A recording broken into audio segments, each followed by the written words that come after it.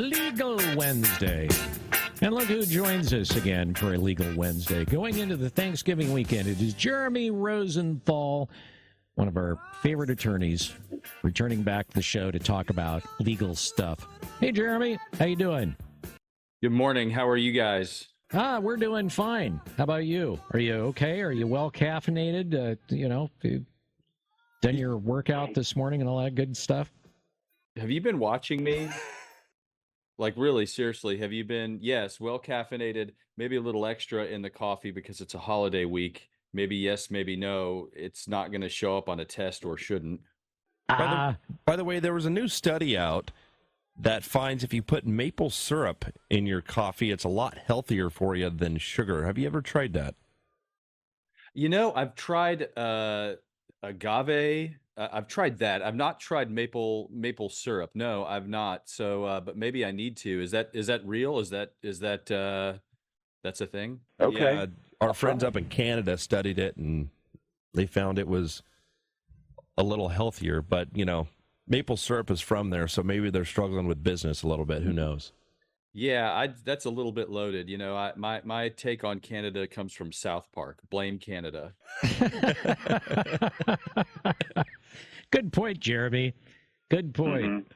Mm-hmm. Okay, so we're going to talk about something right up your alley since you deal a lot with criminal cases.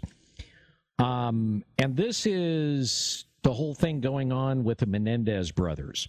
All right. They were found guilty a number of years ago of murdering their parents. And we've got an outgoing DA that I'll call, and you'll hate this because I'm going to call him a soft on crime DA, who is pushing for this. And a judge says that he's going to push the resentencing hearing to January to give the county's new DA time to weigh in on the case. So what is going on here, and why is this even being looked at for folks that haven't been following it, of potentially letting these two guys out? So first off, let's just kind of lay this out here. Okay, throw the skunk on the table. I'm a criminal defense lawyer. When it comes to soft on crime DAs, okay, I need prosecutors who are going to go prosecute rich guys really, really hard. Okay. If they're not going to go after my guy, I have to have the Alamo to defend. And if the army is not coming and surrounding me, then I'm like, well, what am I even doing here? Right. So if you want, so let's bring it. Right. I mean, we talk about legalization of marijuana. I got a house payment to make, guys. I got a kid who wants to go to college. All right. So no, let's not get soft on these things anytime soon. Right. So nobody wants crime enforced more than me. That's just, I'm just saying, guys. Okay. Okay. So, okay, that's fair. There's a saying in the legal profession, an ancient saying, man who sues your client can't be all bad. Okay. So, right. We need these things. One lawyer starves, two lawyers get rich. You get it? So when it comes to the Menendez case, and I'm gonna back into this. What you have here is a judge who doesn't want to make a hard decision, and that hurts me in my lawyer soul. It hurts my lawyer bones when we talk about that. And to kind of get there, so you had the Menendez brothers murders, horrific. The coroner described the gunshot to the father's head as, I think it was, explosive decapitation. It was really horrific and really terrible and really bloody. Now, there were part of their defense was that they had been sexually abused by their father for years and years. And at the time, the DA's office says, well, it's easy for you to say that because now these people are dead and they can't defend their actions, right? And the mom tolerated it, and she was abusive in her own way. More and more, we have a Netflix documentary that comes out, and there's more and more truth to it. We have an outcry now from somebody you remember the boy band Menudo? So we have an outcry there. We have more evidence of an outcry prior to. So it's gaining a little more credence. And in the year 2024, we just have more of an understanding about the long-term implications of this type of abuse. And so from a mitigation standpoint, the new DA, or the old DA, the one who was soft on crime and didn't want defense lawyers to make a lot of money, that guy, um, he said, we're going to find a pathway for these guys for parole. And the judge, instead of ruling on it, says, well, hold on, let's wait for the next DA to come in and let's hear what that guy has to say, which to me is just an excuse for not wanting to do it, for not wanting to grant these guys eligibility for parole. He's waiting to see that he wants this new DA to kill it. And I think that's what's going to happen. Yeah, you think the new DA is just going to say, nope, not doing it? I think he's a lot more likely to do that.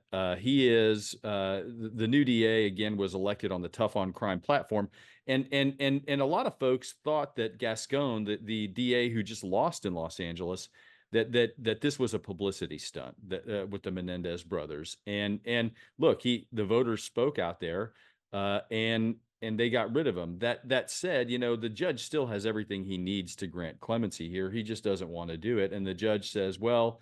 And then you've got Gavin Newsom, who could also grant clemency. That guy sees himself in the White House in 5 years. He's not touching this thing with a 10-foot pole. So, so he's hoping this thing dies before it gets to his desk. I'm taking it right now. The betting line is that the new DA is going to say, nah, these guys are staying in prison.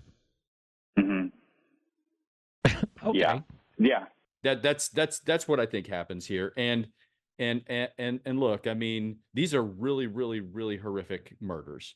And they tried the battered spouse PTSD defense, which requires what you would call imminency, right? It requires the danger to be imminent.